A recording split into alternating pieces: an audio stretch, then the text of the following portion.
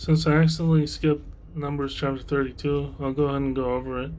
But at least I found something interesting in Numbers chapter 33. I guess it was the grace of God, you know what I mean? So here's Numbers chapter 32.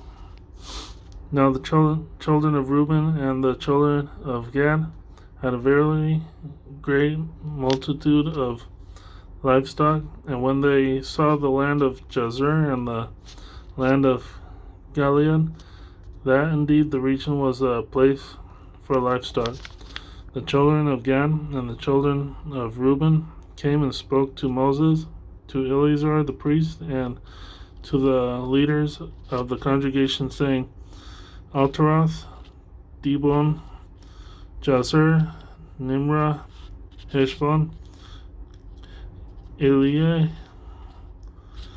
Shabam, Nebo, and Beon, the country which the Lord defeated before the congregation of Israel, is a land for livestock, and your servants have livestock. Therefore they said, if we have found favor in your sight, let this land be given to your servants as a possession. Do not take us over the Jordan. And Moses said to the children of Gad and to the children of Reuben, shall we both go to war while you sit here?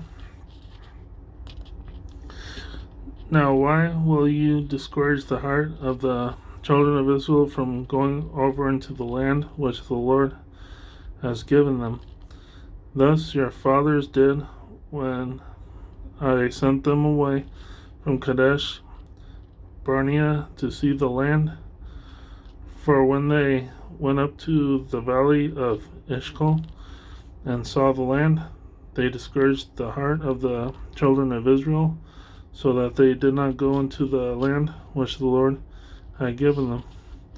So the Lord's anger was aroused on that day, and he swore an oath, saying, surely none of the men who came up from Egypt from 20 years old and above shall see the land of which I swore to Abraham, Isaac, and Jacob, because they have not wholly followed me, except Caleb the son of Jephunneh the Kenizzite, and Joshua the son of Nun, for they have wholly followed the Lord. So the Lord's anger was aroused against Israel, and he made them wander in the wilderness for 40 years, until all the generation that had done evil in the sight of the Lord was gone. And look, you have risen in your father's place a brood of sinful men, to increase still more the fierce anger of the Lord against Israel. For if you turn away from following him, he will once again leave them in the wilderness, and you will destroy all these people. Then they came near to him and said, we will build sheepfolds here for our livestock and cities for our little ones. But we ourselves will be armed, ready to go before the children of Israel until we have brought them to their place. And our little ones will dwell in the fortified cities because of the inhabitants of the land. We will not return to our homes until every one of the children of Israel has received his inheritance, for we will not inherit with them on the other side of the Jordan and beyond, because our inheritance has fallen to us on this eastern side of the Jordan.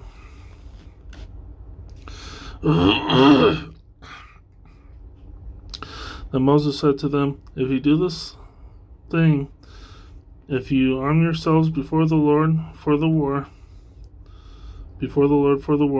and all your armed men cross over the Jordan before the Lord until he has driven out his enemies from before him, and the land is subdued before the Lord, then afterward you may return and be blameless before the Lord and before Israel, and this land shall be your possession before the Lord.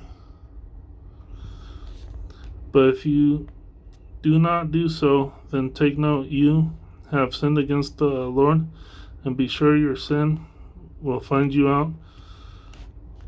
Build cities for your little ones and folds for your sheep, and do what has proceeded out of your mouth. And the children of Gad and the children of Reuben spoke to Moses, saying, your servants will do as my Lord commands. Our little ones, our wives, our flocks, and all our livestock will be there in the cities of Gilead. But your servants will cross over, every man armed for war, before the Lord to battle, just as my Lord says. So Moses gave command concerning them to Eleazar the priest, to Joshua the son of Nun, and to the chief fathers of the tribes of the children of Israel. And Moses said to them, if the children of Gad and the children of Reuben cross over the Jordan with you, every man armed for battle before the Lord, and the land is subdued before you, then you shall give them the land of Gilead as a possession. But if they do not cross over armed with you, they shall have possessions among you in the land of Canaan. Then the children of Gad and the children of Reuben answered, saying, as the Lord has said to your servants, so we will do. We will cross over armed before the Lord into the land of Canaan, but the possession of our inheritance shall remain with us on this side of the Jordan. So Moses gave to the children of Gad, to the children of Reuben, and to half the tribe of Manasseh the son of Joseph, the kingdom of Sihon, king of the Amorites, and the kingdom of Og, king of Bashan, the land with its cities within the borders, the cities of the surrounding country. And the children of Gad built Dibon and Ataroth and Roer, Atroth and Shofan and Jazer and Jogbehah, Beth Nimrah and Beth Haran, fortified cities and folds for sheep. And the children of Reuben built Heshbon and Eliah and Kirjathaim, Nebo and Baal Meon, their names being changed, and Sheba, and they gave other names to the cities which they built. And the children of Mashir, the son of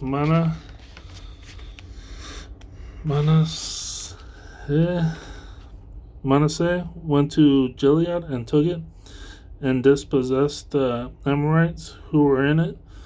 So Moses in Gilead to Mashir, the son of Manasseh, and he dwelt in it. Also Jared, the son of Manasseh, went and took its small towns and called them Havoth Jair. Then Nobah went and took Kenath and its villages, and he called it Nobah, after his own name. So, as we see in previous chapters like Exodus, forgot what the other chapters were at the top of my head before Numbers, but it says that God is the God of war as well. God is the God of war too.